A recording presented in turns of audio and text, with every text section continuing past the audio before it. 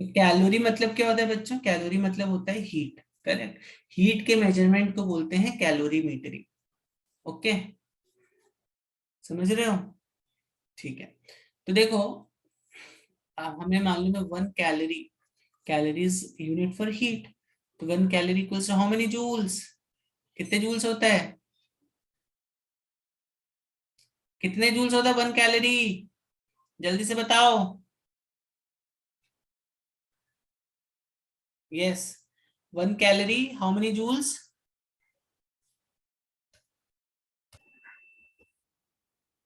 2.8 joules which approximately. ठीक है, इतना होता है। नाउ अब देखो बच्चों, अब इसको ध्यान से समझना इस कंसेप्ट को। अगर सपोज मेरे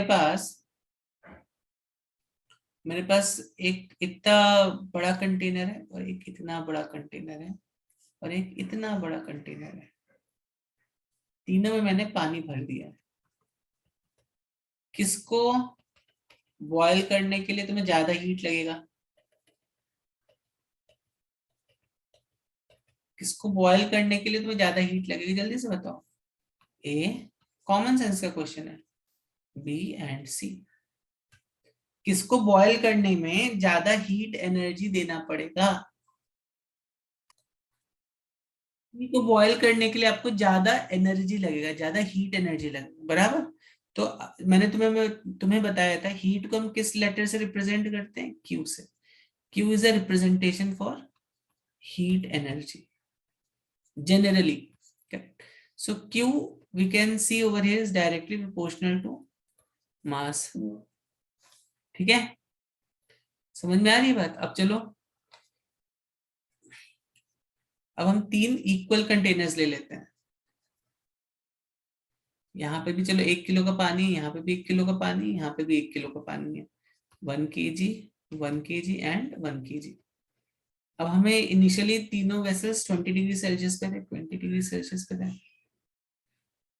अब मुझे इसको तो 40 डिग्री सेल्सियस तक गर्म करना है, इसको 60 डिग्री सेल्सियस तक गर्म करना है, इसको 95 डिग्री सेल्सियस तक गर्म करना है। तो आपको क्या लगता है किस केस में अभी ज्यादा हीट एनर्जी लगेगी? अभी बताओ, किस केस में ज्यादा हीट एनर्जी लगेगी? जल्दी से बताओ, कॉमन सेंस का क्वेश्चन है। एक 40 डिग्री सेल्सियस तक गर्म करना है, एक 60 और एक 95। Where do you think you will need more amount of heat energy? C. C, very good. ठीक है, ओके। तो क्यों सी पे लगा? क्योंकि यहाँ पे देखो डिफरेंस इन टेम्परेचर ज्यादा है। यहाँ पे 95 माइनस 20 कितना? 75। 60 माइनस 20 40, 40 माइनस 20 20। तो यहाँ पे डिफरेंस इन टेम्परेचर ज्यादा है, बराबर है।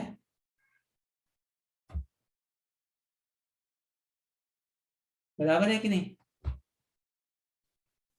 ओके, तो क्या हम ये बोल सकते हैं heat is it is also directly proportional to difference in temperature?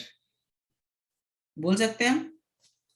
Okay, so अगर मैं इस equation number 1 which says heat is directly proportional to mass, and equation number 2 which says heat is directly proportional to delta t, इन दोनों को combine कर दूं तो क्या मिल जाएगा मुझे? heat is directly proportional to mass and delta t, बराबर है। जब ये प्रोपोर्शनैलिटी साइन हटेगा तो क्या आ जाएगा तुम्हारा? एक कांस्टेंट आ जाएगा, मास की जगह m लिख दो, फिर कांस्टेंट लगा दो जिसको हम बोलते हैं c। इसको तुम चाहो तो ऐसे भी लिख सकते हो, m c डेल्टा। तो यहाँ पे जो c होता है, c is known as specific heat capacity. ठीक है, स्पेसिफिक हीट कैपेसिटी। और अब जल्दी से मुझे बताओ बच्चों, इस स्पेसिफिक हीट कैपेसिटी की एसआई यूनिट क्या होगी? What will be the SI unit for specific heat capacity? Yes, कौन बच्चा बताएगा मुझे? इसको एसआई यूनिट में अगर तुम्हें लिखना है तो कैसे लिखोगे? क्यू का यूनिट क्या होगा? क्यू का यूनिट होगा जूल्स। एम का यूनिट क्या होगा? KG, correct. तो जूल्स अपॉन केजी, और डेल्टा टी आप केल्विन में लिख दो इसको, या आप इसको ऐसे भी लिख सकते हो केजी डिग्री सेल्सियस, क्योंकि यहाँ पे हम चेंज निकाल रहे हैं टेम्परेचर का, करेक्ट। तो चेंज तुम केल्विन में लो या डिग्री सेल्सियस में लो, तुम्हारे इससे यूनिट पे कुछ फर्क नहीं पड़ने वाला है, ठीक है, करेक्ट। या तो तुम यहाँ पे केल्विन में लिख दो या तो इसको डिग्री सेल्सियस लिख दो, कुछ भी लिख सकते हो, इससे फर्क नहीं पड़ता है, क्योंकि यहाँ पर हम चेंज निकाल रहे हैं। तो चेंज तुम्हें मालूम होगा, अगर तुम केल्विन में 273 से 293 जाते हो, which is same as 0 to 20, correct. तो तुम चेंज निकालो 20 minus 0, 293 minus 273 which is 20 kelvin, यहाँ पे 20 डिग्री सेल्सियस यहाँ पे, तो दोनों सेम ही आता है, ठीक है। This is the SI unit. जल्दी से अभी जितना बताया लिख लो। Specific heat capacity, specific heat capacity देखो, देखते क्या होता है। देखो, जैसे अगर मान लो मैं 2-3 मटेरियल्स का आपको स्पेसिफिक हीट कैपेसिटी, वाटर का ध्यान में रखना है आपको, तो मैं वाटर का स्पेसिफिक हीट कैपेसिटी होता है 4200 joules per kg per degree Celsius, ठीक है। ओके ओके, देन ये तुम्हें याद रखनी है वैल्यू, हाँ, ये वैल्यू तुम्हें याद रखनी है। एल्यूमिनियम का निकालोगे तो एल्यूमिनियम का आता है 900 joules per kg per degree Celsius. इसी तरह अगर तुम मरकुरी का निकालोगे, मरकुरी का कितना होता है, मरकुरी का होता है आई थिंक,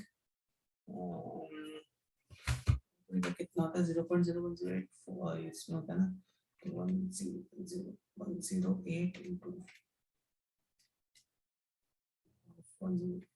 4.2, ऑलमोस्ट 450।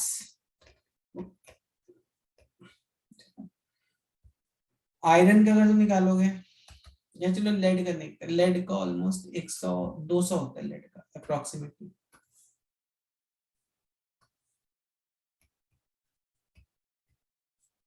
मैं अप्रोक्सीमेट वैल्यू लिख रहा हूँ, ठीक है। तो बच्चों यहाँ पर हम इससे क्या समझ में आ रहा है, हमें जो वैल्यूज दिख रही हैं, स्पेसिफिक हीट कैपेसिटी जो है it is dependent on material. तो हमें ये देख के क्या समझ में आ रहा है, तुम्हें ये देख के क्या समझ में आ रहा है स्पेसिफिक हीट कैपेसिटी के बारे में? Anyone, any reply? पढ़ चुके हो ना आप लोग, फाउंडेशन वाले बच्चे भी पढ़ चुके हैं इसको। इसका मतलब ये हुआ कि जब तुम वाटर को 4200 जूल्स की हीट दोगे, कितने कितने 1 किलो वाटर को, 1 kg वाटर को जब तुम 4200 जूल्स की हीट दोगे, तो उसका टेम्परेचर 1 डिग्री सेल्सियस से बढ़ेगा। समझ में आ रही है बात? समझ में आ रही बात कि नहीं आ रही है? जब तुम 1 किलो वाटर को 4200 जूल्स की हीट दोगे, तो उसका टेम्परेचर 1 डिग्री सेल्सियस से बढ़ेगा, बराबर है, ठीक है। Yes sir. जब तो इसका मतलब क्या हो, जब तुम 1 किलो एल्यूमिनियम को 900 जूल्स की हीट दोगे, तो उसका टेम्परेचर 1 डिग्री सेल्सियस से बढ़ेगा। मतलब समझो, अगर तुम्हारा यहाँ पर 1 किलो एल्यूमिनियम है, ठीक है, 1 kg एल्यूमिनियम है, तो अभी सपोज ये 25 डिग्री सेल्सियस पर है, तो जब तुम इसको 900 जूल्स की हीट दोगे, तो इसका टेम्परेचर कितना हो जाएगा, 26 डिग्री सेल्सियस हो जाएगा। फिर से 9 जूल्स की और हीट दोगे, तो इसका टेम्परेचर 27 डिग्री सेल्सियस हो जाएगा। Goes like increasing like this, goes on increasing like this, ठीक है। समझ में आई बात? ठीक है ना। तो बच्चों यहाँ पे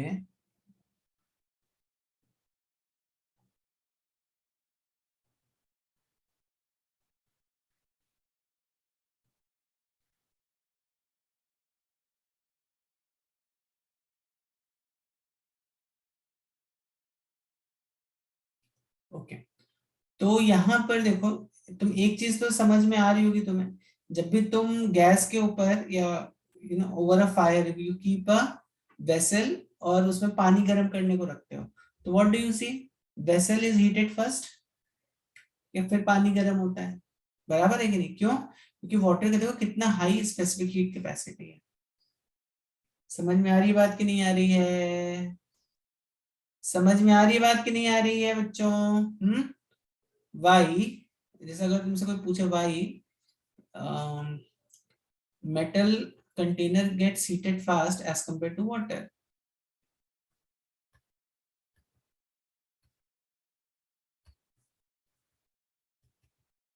उसका रीजन क्या है? What is the reason behind this?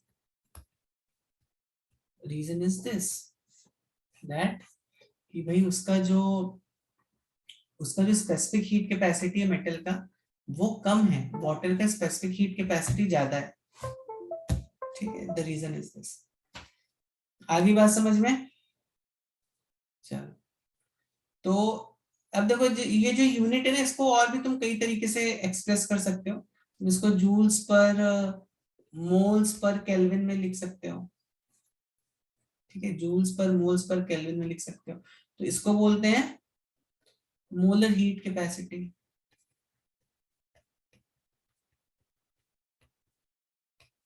और तुम्हें याद होगा जो हम लोगों ने वेलोसिटी ऑफ साउंड में फॉर्मूला देखा था, velocity is equal to gamma P by rho, याद आया तुम्हें? यहाँ पे गामा मैंने बताया था तुम्हें स्पेसिफिक हीट कैपेसिटी होती है, रेशियो ऑफ स्पेसिफिक हीट। तो गामा यहाँ पर क्या होता है? देखो गैसेस में क्या होता है, गैसेस के लिए तुम दो स्पेसिफिक हीट कैपेसिटीज निकाल सकते हो। एक होता है CP which is molar heat capacity at constant pressure,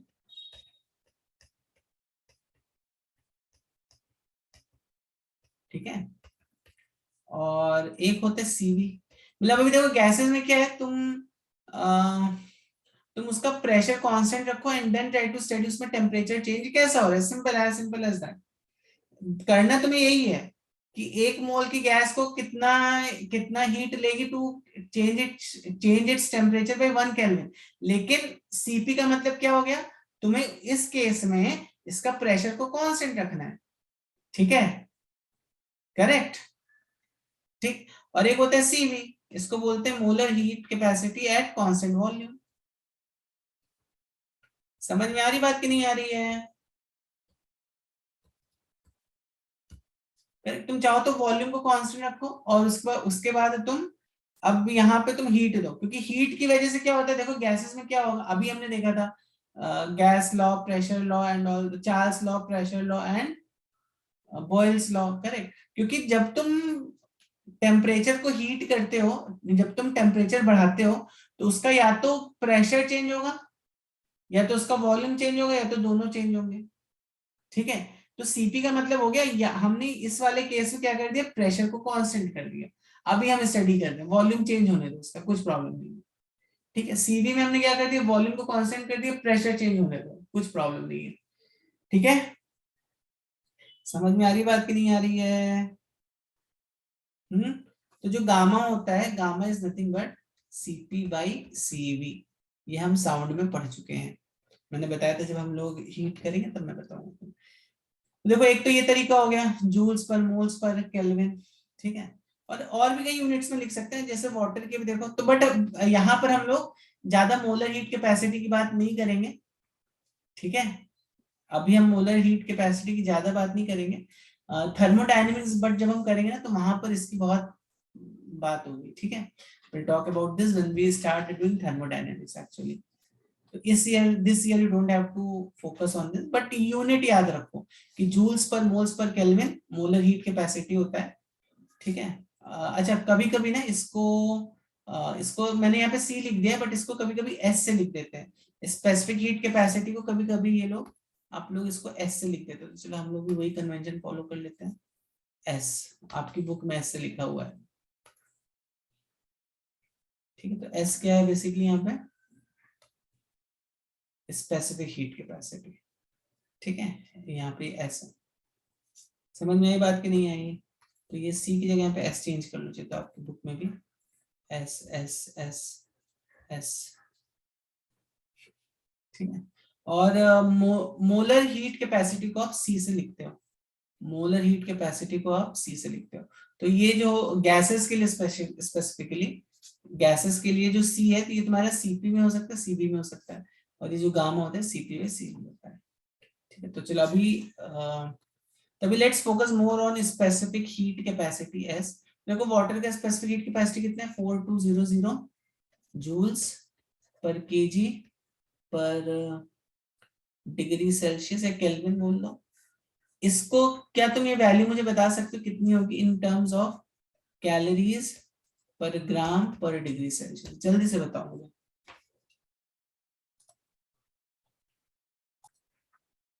calories पर ग्राम पर डिग्री सेल्सियस में बराबर है, बराबर। तो 1 जूल्स जो होता है कितने कैलोरीज होता है, 1 जूल्स इज 1/4.2 कैलोरीज, क्योंकि 1 कैलोरीज 4.2 जूल्स ना, तो 1 जूल्स कितना होगा, 1/4.2 कैलोरीज, बराबर है।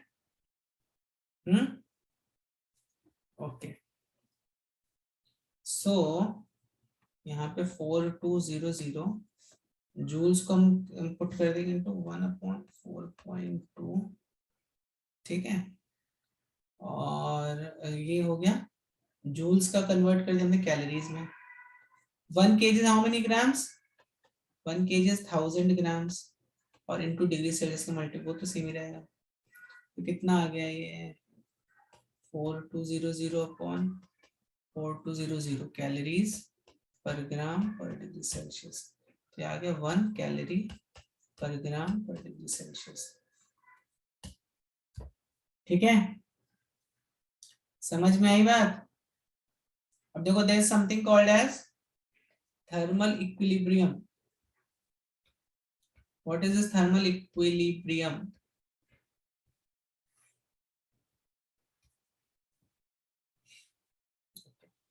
सो थर्मल इक्विलिब्रियम क्या होता है, जैसे फॉर एग्जांपल जब तुम कोई भी दो ऑब्जेक्ट्स को कनेक्ट कर देते हो आपस में, मान लो ये 100 डिग्री सेल्सियस पर है, ये 80 डिग्री सेल्सियस पर है, ठीक है, इसको कनेक्ट कर दिया। इसमें टेम्परेचर, या इसको मान लेते हैं 20 डिग्री सेल्सियस पर, और थोड़ा कम कर देते इसका टेम्परेचर, ठीक है। When you connect them using some conducting material, तो तुम देखते हो कि ये कुछ टाइम बाद या तुम इसको टच कर, मतलब आपस में पास पास रख देते हो, मतलब समझो ये पहले ऐसे था, ये 100 वाला ऐसा था,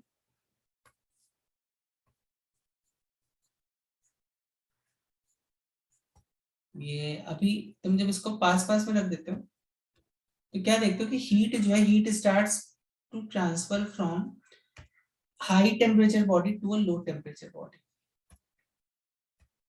हीट स्टार्ट्स टू ट्रांसफर, कब तक ट्रांसफर होगी हीट, जब तक दोनों का टेम्परेचर सेम नहीं हो जाता, तो जब तक दोनों का टेम्परेचर टी और टी नहीं हो जाता। अब जब दोनों का टेम्परेचर सेम हो गया, देन जितनी हीट यहाँ पे जा रही थी उतनी हीट यहाँ से भी जा रही है, so there is no net transfer of heat.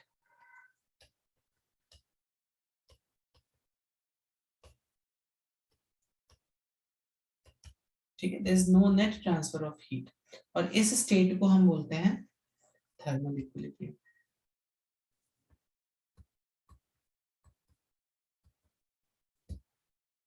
ठीक है, इस स्टेट को हम बोलते हैं थर्मल इक्विलिब्रियम, करेक्ट। तो थर्मल इक्विलिब्रियम आई होप समझ में आया होगा।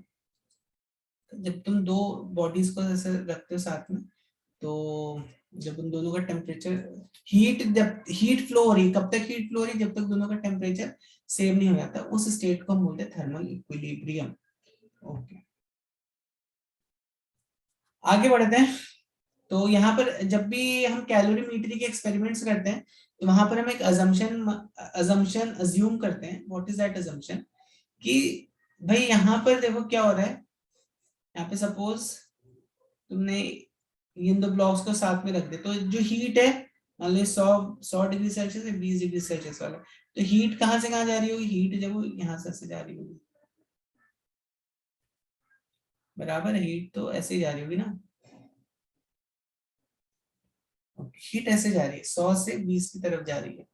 अब ऐसी भी पॉसिबिलिटी हो सकती है कि हीट थोड़ी बहुत एटमॉस्फेयर को भी चली जाए, इससे भी थोड़ी हीट एटमॉस्फेयर को चली जाए, करेक्ट। लेकिन जब हम एक आइसोलेटेड सिस्टम अज्यूम करते हैं, आइसोलेटेड का मतलब क्या होता है,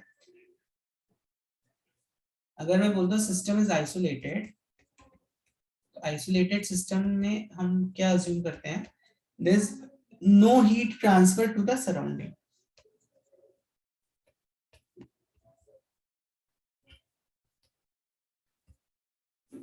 ठीक है,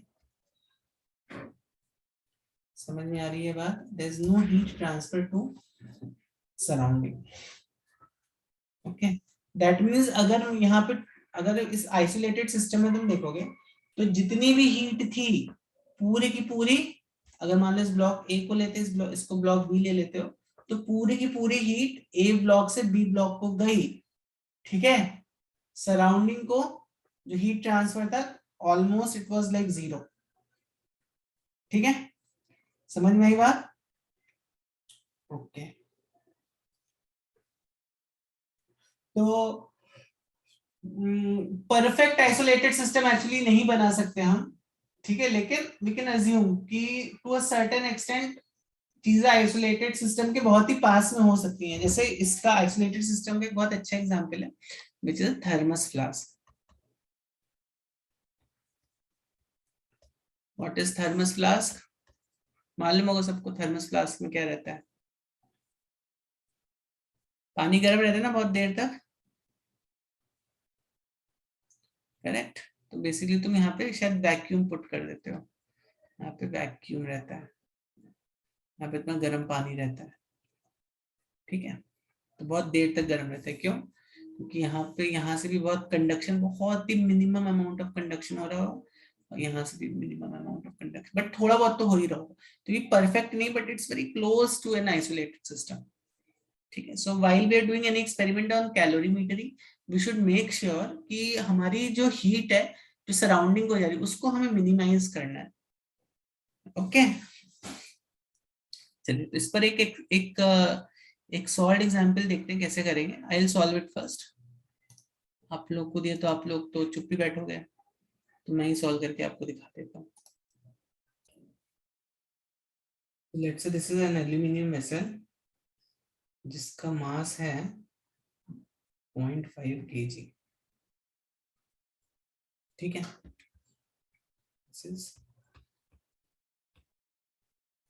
ये कितना पानी कंटेन कर रहा है? 20 kg वाटर, 200 ग्राम्स बेसिकली ना। This is basically 0.2 kg of water. अब देखो, इतना केजी एल्यूमिनियम और इतना केजी वाटर, दोनों भी कितने डिग्री सेल्सियस पर हैं? दोनों भी 20 डिग्री सेल्सियस पर है, ठीक है। अब तुम क्या कर देते हो, अब तुम एक हॉट आयरन, एक आयरन का जो ब्लॉक है उसको तुम 100 डिग्री सेल्सियस पर लेके आते हो, ठीक है। इसको तुम इसमें डाल देते हो। आयरन का मास कितना है? Mass is how much, what is the मास?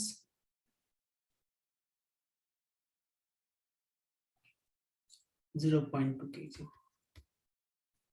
ठीक, 0.2 kg, correct. This is what, this is iron. तो अब देखो क्या होता है बच्चों, how do we solve this kind of questions. तो यहाँ पर हमेशा ध्यान रखना, हीट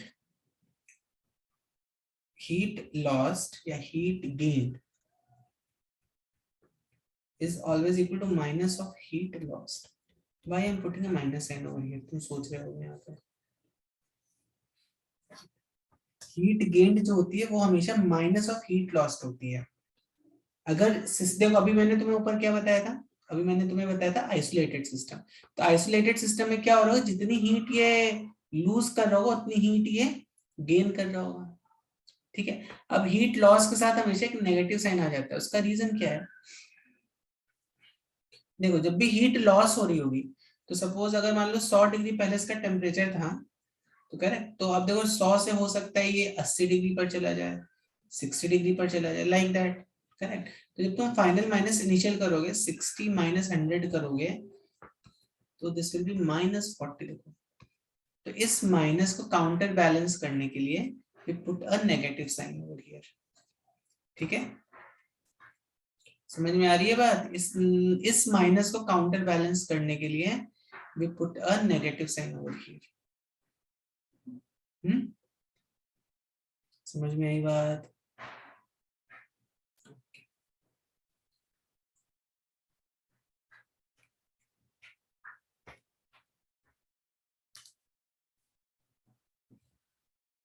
सो हीट गेन्ड कितना हो गया?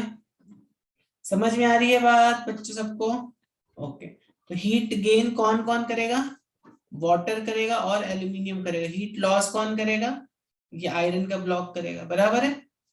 तो heat is gained by aluminium. ठीक है। और अब और फाइनल टेम्परेचर हम मान लेंगे ये 100 और 20, फाइनल टेम्परेचर 60 नहीं हो जाएगा। ठीक है, it's not like that. Final temperature आपको T मानना है, अभी तुम्हें समझ में आएगा 60 क्यों नहीं होगा। This let's say is our final temperature. Okay, तो दिस कितना हो गया? ये हो गया T, फाइनल इनिशियल टेम्परेचर कितना था इसका? 20 था। ठीक है, plus mass of water, C of water, T -20 हो गया। और हीट लॉस्ट कौन कर रहा था? Heat lost was given by iron, तो यहाँ पे माइनस साइन पुट कर देंगे। Iron into C of iron into T -100। Final minus initial. अब सब बस वैल्यूज पुट कर दो यहाँ पर। मास ऑफ एल्यूमिनियम कितना दिया है? Mass of aluminium 0.5, 0.2, correct. So I am just putting all values 0.5 इन 910। यहाँ पे यूनिट देख लेना, ये केजी में है तो इसका यूनिट भी kg, sorry joules per kg per degree Celsius में होना चाहिए। Kg kg goes up degree Celsius. तो 910 इंटू T -20। ठीक है, plus mass of water is 0.24200 T -20। This is equal to mass of iron. Mass of iron कितना? 0.2 है। Specific heat capacity of iron 470 था। कितना था? 470 था, yes. Into T -100। Now can you at least solve this and tell me what is the value of T? At least इतना solve करो और मुझे बताओ T का वैल्यू कितना होगा।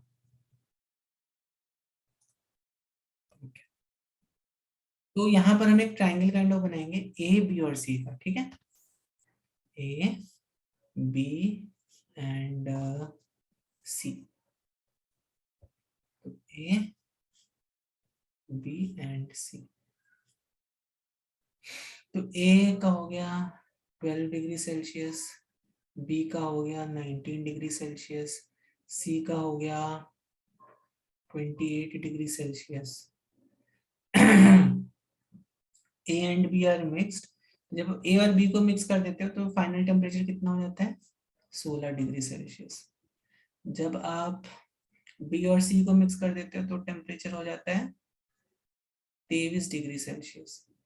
और जब आप ए और सी को मिक्स कर दें तो मैं बताना है फाइनल टेम्परेचर कितना है। ठीक, इट इज लाइक दिस। ठीक है, अब देखो मटेरियल सेम है, three different liquids. Okay, so these are 3 different liquids. ठीक है, दैट्स ओके। ठीक है, तो अब हम मान लेते हैं इसका स्पेसिफिक हीट कैपेसिटी को SA, इसको बोल देते हैं SC और इसको बोल देते हैं SB। ठीक है, तो अब 12 और 19 कौन देगा और कौन लेगा? बी वाला हीट देगा ए वाला हीट लेगा। Correct, correct. मासेस सेम है तीनों के, इक्वल मासेस है, तो which is giving heat, B1 is giving heat, A1 is accepting heat. तो यहां पर हो जाएगा मास, मास ऑफ बी, वो तो सेम ही है anyways, S of B into this is giving heat, correct? So giving is always negative, तो ये हो जाएगा 16 minus 19, देखो बराबर है। और इसी तरह M of A, S of A into ये हो जाएगा 16 minus 12, ठीक है। तो ये हो गया M, M में तो देखो कैंसिल आउट हो गया, ये कितना हुआ 3 times SB is equal to 4 times SA, तो this implies SA upon SB is 4:3,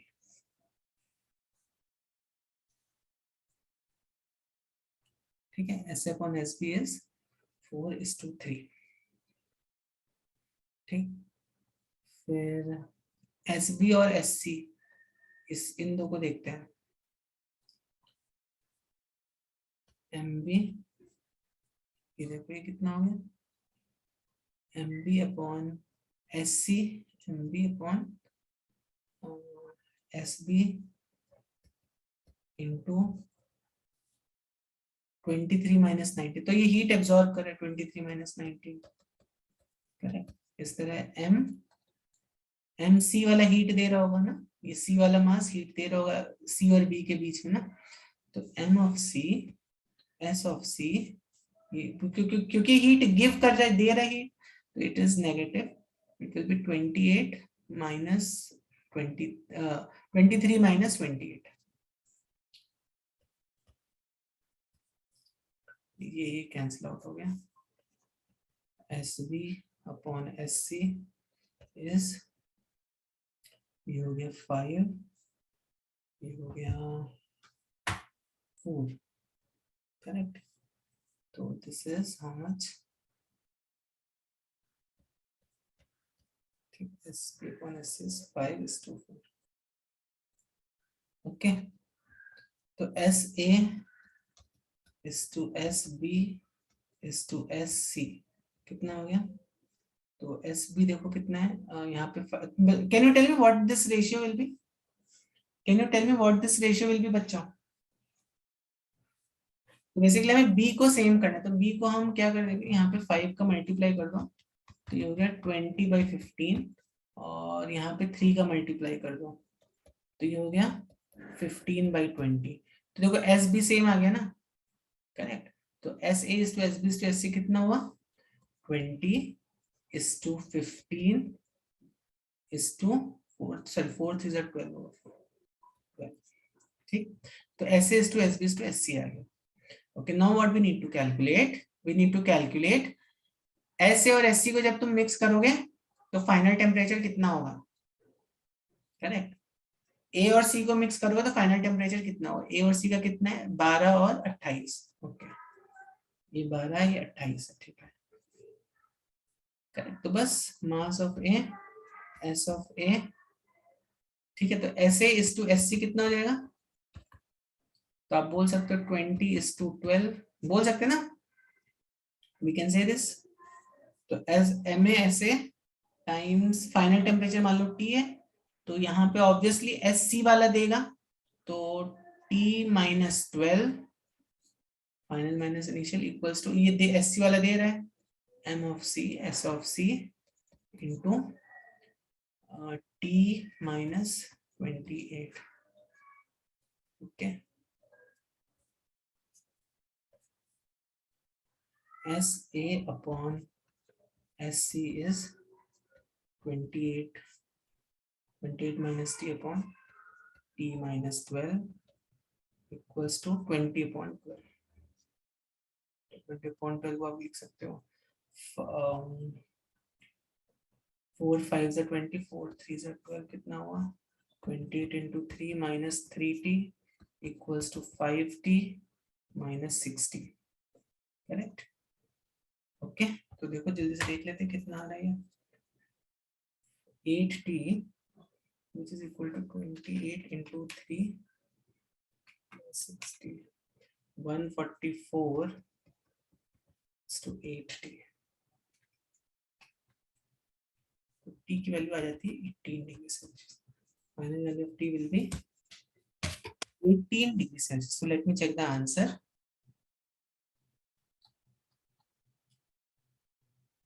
It is 20.3 आ रहा है। कुछ मिस्टेक हुई अपनी? रुद्राक्ष आपने कैसे किया? Just let me know. I think this some error over here.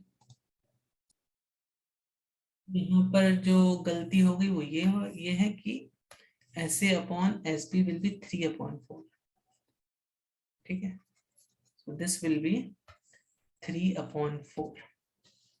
और ये देखो कितना आ रहा है, SB upon SC। SB upon SC बराबर है, लेट मी चेक। SB कितना है? SB इज 28 minus 23 S 20 यार S मतलब SB या 23 minus 19 23 minus 19 yes and 23 में या तो 23 तो 4 हो गया 5 हो गया। SB upon SC is 5 या 5/4 तो 5/4 ही बराबर है। अभी मैंने बोला हमें SB को सेम उसमें रखना पड़ेगा, तो SB को सेम रख दोगे मतलब I think we have to multiply this with 5 only. ये हो जाएगा SA है, SB should be 20 5 15/20 SB 4 कर देंगे यहाँ पे, इंटू 4 कर दो ये हो गया 20/16। तो SA is to SB 15:20। Okay, तो SA is to SB is 15:20:16। 15:20:16 आ जाएगा यहाँ पे। तो ये गलत रेशियो हमने उन्हें कैलकुलेट कर लिया। 15:20 15:20:16 SA upon SC 28 minus T minus 12 SA upon SC is 15/16। This is 15/16। तो फाइनली चलो इसको सॉल्व कर लेते हैं जल्दी से।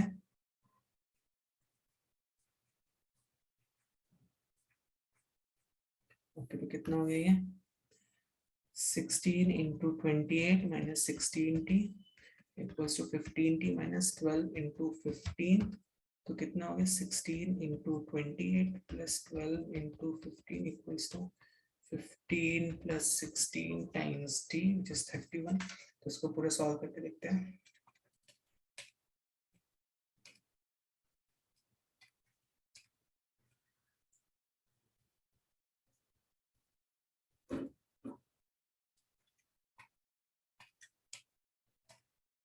यस, अभी आ रहा है 20.26 degree Celsius. Now this is matching the answer. ठीक है, be very careful while you are solving the questions. ठीक है बच्चों, चलिए जल्दी से इसको लिख लीजिए। तो this is a homework question बच्चों, इसको एक बार ट्राई करना आप। ठीक है, ओके। अब देखो यहाँ पर क्या बोल रहा है, यहाँ पर एक कंसेप्ट उसने यूज किया है, put in a calorimeter of water equivalent 10 grams containing 240 grams of water, correct? So instead of giving you the mass of that calorimeter and all those things, it is saying water equivalent. Now what do we mean by this? Water equivalent. Yes, what is water equivalent? तो इसका कहने का मतलब ये हुआ कि जो आप ये लेते हो ना m into c, mass into c into change in temperature, correct? ये मान लो किसी भी चीज के लिए जब तुम इसको इक्वेट कर दोगे मास ऑफ वाटर से, specific heat capacity of water से into same change in temperature, तो ये जो मास आएगा यहाँ पे तुम्हारा, इसको उसने बोल दिया है वाटर इक्विवेलेंट। समझे आप? जैसे फॉर एग्जांपल अभी सपोज ऐसे ऊपर हमने कैलोरीमीटर, कौन सा कैलोरीमीटर लिया था, यहाँ पर हमने लिया था सबसे पहले क्वेश्चन में एल्यूमिनियम का कैलोरीमीटर लिया था, correct. Aluminium was 0.5 and this was having specific heat capacity 910। Let's take it like this. तो अब मान लो हमने एल्यूमिनियम को 0.2 kg का लिया, इसका स्पेसिफिक हीट कैपेसिटी 910 कहते हैं joules per kg per degree Celsius, और मान लो यहाँ पे हम 1 डिग्री सेल्सियस का राइज ले लेते हैं, या तुम्हें जितना डिग्री का लेना है, बट ये जो डेल्टा टी की वैल्यू यहाँ पर है, और अब तुमने इसको इक्वेट कर दिया मास ऑफ वाटर से। अगर सपोज हम एल्यूमिनियम की जगह पानी ले लेते हैं तो हमें कितना पानी लेना होता, ठीक है, इनटू वाटर का तो मालूम 4200, और यहाँ पे भी तुम्हें डेल्टा टी बेसिकली सेम है, यहाँ पे 1 डिग्री लिया तो यहाँ पे तुम्हें 1 डिग्री सेल्सियस लेना पड़ेगा। तो डेल्टा टी बेसिकली तुम्हें सेम रखना है, दोनों LHS RHS दोनों में डेल्टा टी सेम रखना है, ठीक है। तो मास ऑफ वाटर कितना हो गया, मास ऑफ वाटर हो गया 0.2 into 910 divided by 4200 kg. This is equal to 0.2 into 910 divided by 4200. So this is 0.043 kg. Is almost कितना 43 grams, almost 43 grams. या तो तुम ये बोलो कि 0.2 और इतने का हमने कैलोरीमीटर लिया, या तुम इतना बोलो 43 ग्राम ऑफ वाटर इक्विवेलेंट, ठीक है। सो आई होप दैट, मतलब अब देखो यहाँ पर क्या हो गया, अब जो हीट जा रही थी, हीट किसके किसके पास जा रही थी, कैलोरीमीटर के पास जा रही थी और वाटर के पास, कैलोरीमीटर प्लस वाटर। तो यहाँ पे instead of calorimeter it has given you, जैसे मान लो तुम्हारा कैलोरीमीटर है, ठीक है, और यहाँ पे तुमने डाल दिया इसमें पानी, this is some water let's say। तो यहाँ पर तुम्हें बेसिकली जो हीट जा रही थी, heat was going to this water and heat was also going to this calorimeter, heat was absorbed by water as well as calorimeter, correct. तो यहाँ पर अभी तुम्हें मास ऑफ वाटर लेना है plus equivalent mass of calorimeter to water, ये तुम्हें लेना है, ठीक है, ठीक है। यस नो बोलो कुछ। Yes sir. ठीक है, तो this is how you have to solve this question. तो इसको ट्राई करना, स्क्रीनशॉट ले लो इसको, अभी बैठ के ट्राई करो, ठीक है। So I think will end this session here, और नेक्स्ट क्लास में हम लोग लेटेंट हीट और न्यूटन्स लॉज ऑफ कूलिंग ये सब चीजें देखेंगे, ओके। चलिए, तो अभी will stop this session here.